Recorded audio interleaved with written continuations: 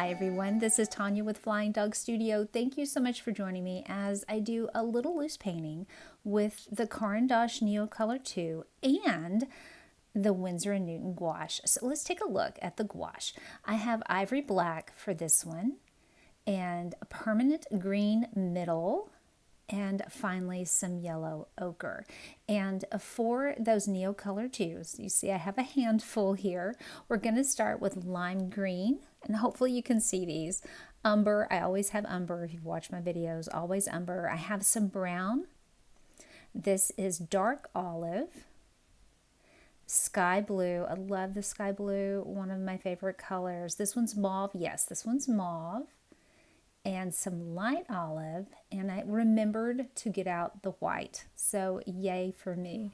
We have a few brushes here, as always, the size 8 round, and that's from the Royal and Langnickel Zen series. Then I have a Winsor Newton from their Cotman series.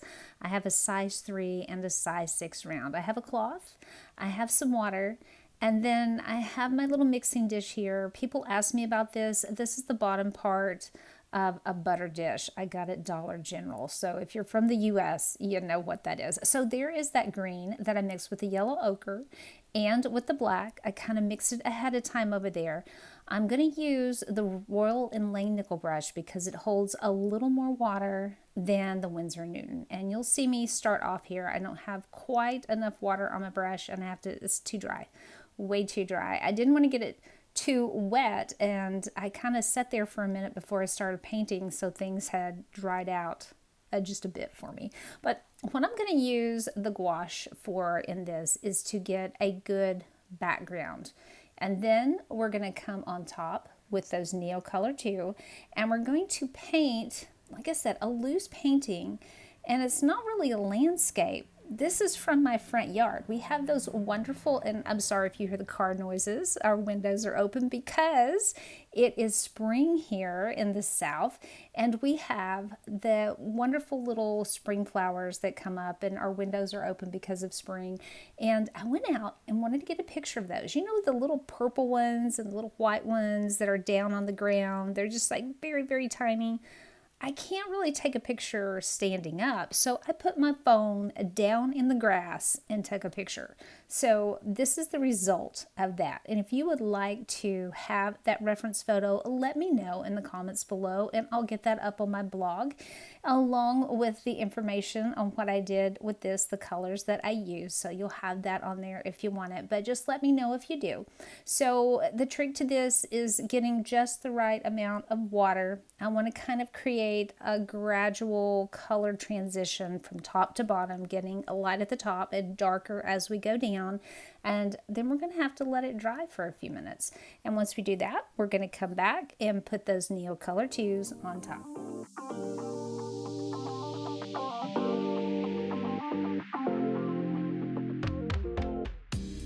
Through the magic of YouTube, that piece of paper is now completely dry. And you can either let your paper dry on its own, or you can make it dry. So I made this dry. I actually got up, walked to the next room, got out the hair dryer and dried it. So it's nice and dry. And I'm coming back with those Neocolor IIs. I'm not going to put them up on the screen because I did list them out. However, if you want all of the colors listed out, kind of have a list of them, plus you'll want the reference photo that I used for this, let me know, and I will put the entire reference photo on the blog. I only used a very small portion of it that I zoomed in on, but I'll give you the whole thing if you want the whole thing, and you can zoom in on whatever part that you want. Either way is perfectly fine. So right now, I am using the Neocolor IIs kind of lightly on here. You can still see that base color underneath them. I'm wanting just to map it out. You know, sometimes I'll map things out if I'm working on watercolor paper and I'm doing, say, graphitint. I will map things out with a colored pencil and just kind of shade things in and won't actually draw it with a pencil. So that's what we're doing on here. Not going to draw it out, just kind of mapping it in, and you will see me come back in a few minutes, especially on the white, and put a little bit more color on top, a little bit more on that white. All I'm wanting to do, because once I add water to these, they're not only going to activate just the Neocolor IIs. We're also going to be activating what's underneath. That gouache will reactivate and mix with these. And that's okay, because everything, well, I'm not going to say everything, but almost everything in the big photo that I took was blurred out because I'm right down in the middle of the flowers. So I didn't want it to be too super focused. And by going light like this and coming back with water on top, it's going to blur that out. Then I can come back on top with the Neocolor IIs once it dries and start getting a little more depth by adding more concentrated color on top of the areas that I've activated. And it will make a little more sense as we go along here. So that's my process right now. I'm going to be quiet for just a minute, let you watch me work, and then I'm going to hop back on.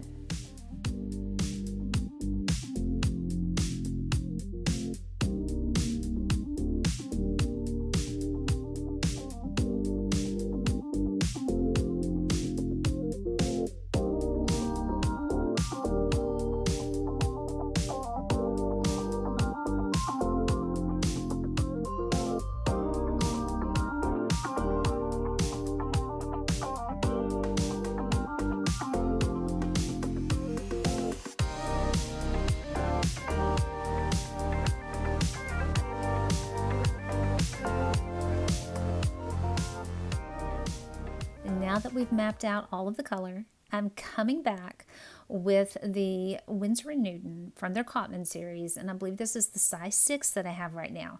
Remember I said earlier that the Royal and Langnickel holds more water. At this point, I don't want a lot of water, and for this area I am adding a little more white on top. I did want these to be a little bit brighter than the ones I just finished, so I'm adding just a bit more white on there just to make certain we don't lose our mapping once we start to activate it. So back to the brush. I am using this one because it doesn't hold as much water. I want to activate these colors, but I don't want too much water or it will activate stuff underneath a little too much and then we'll just have a mess on here. So always be mindful that the brush you're using, how much water it holds. If you want it to mix a lot, cover a lot of area, then get one like the Royal and Langnickel that's going to hold more water. If you don't want to activate your stuff too much, just a little bit, then get one like the Winsor and Newton from their Cotman series, because I found that they hold just the right amount of water if you're wanting to only activate a little bit. You can see I'm moving in a circular motion and I'm kind of bleeding it out and blending it out just a bit beyond where I actually colored, and that's giving me kind of this nice blurry effect on there. It's a good base for me to come back and put that concentrated color on top. And you'll see that when I'm changing colors, going from the darks to the lights, I'm rinsing my brush and then I'm tapping it over onto that rag, and that's to make certain again that I don't have too much water. That I can't stress that enough, because that gouache will activate. That's not acrylic gouache, so that will activate, and you don't want it to ruin everything. You especially have to be careful with colors like the purples here, because I don't want that green and that purple to mix. I have enough brown on there, thank you. I just wanted a little bit with those stems. So again, very mindful of the water in the brush. And we're gonna go ahead and finish this process here and activate everything. I'm gonna let it dry, and yeah, I let it dry. I didn't go in and blow dry it. I finally got too lazy to do that. So we're gonna let it dry, and then I'm gonna come back on and get those concentrated colors right on top.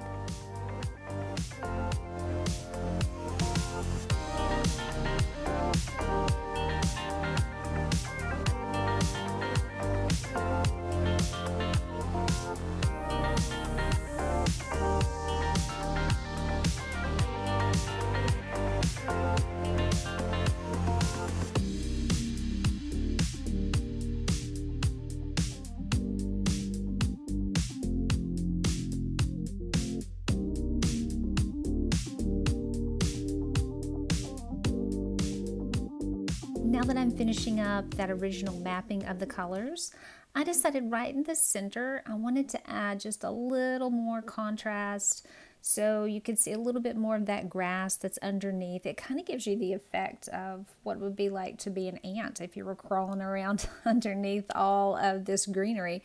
So I'm adding just a few more so I could get a bit more contrast. We're going to activate this, and then we're going to come back with the final layer of color.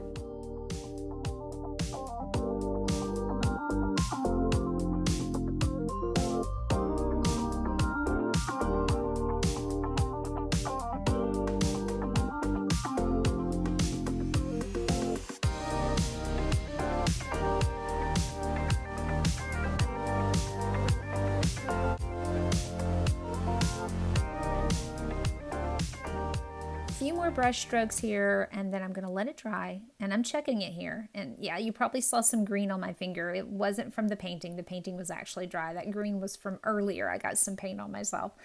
Now I'm coming back with that final layer of colors, and we're not going to activate these. This is it. We're coloring on top. We have our good base, and now we're going to come back and put on the final colors. And this isn't a highly detailed, realistic piece, so I don't have to be really careful about my coloring technique on here. I'm just wanting to make certain that I have the colors on there that are represented on the piece and let them mix together just by coloring one on top of the other. So you're going to see the screen shake a little bit, and that's because I'm making certain I have enough concentration of color in certain areas and to allow those to kind of mix together under the pressure of the crayons. So that's my process for this. I'm going to let you watch me work again, and then I'm going to hop back on in just a few minutes, and we'll say our goodbyes, and I'll have my final thoughts on this.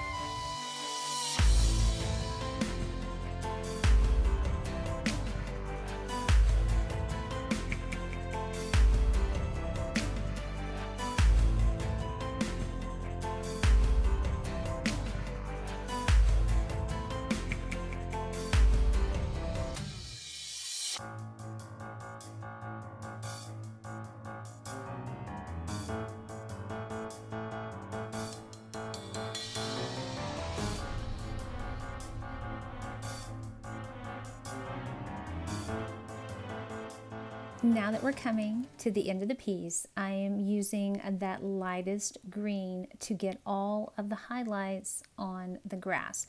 Since this was taken kind of the end of the day and you have the sun setting in the background, it's giving a nice light behind some of the tallest pieces of grass and some of those little stems that are underneath as they're coming up into the light. So that is what I'm doing here, and this will finish up our piece. Thank you so much for joining me. If you are new, I hope you will subscribe. If you have been here for a while, thank you for hopping back on to see what I'm doing on here. I'm always happy when you're here. I have some more of these coming up, and I have some more in my Wonder Journal. I hope you'll join me for that, my friends. But until then, I'll see you in the next one.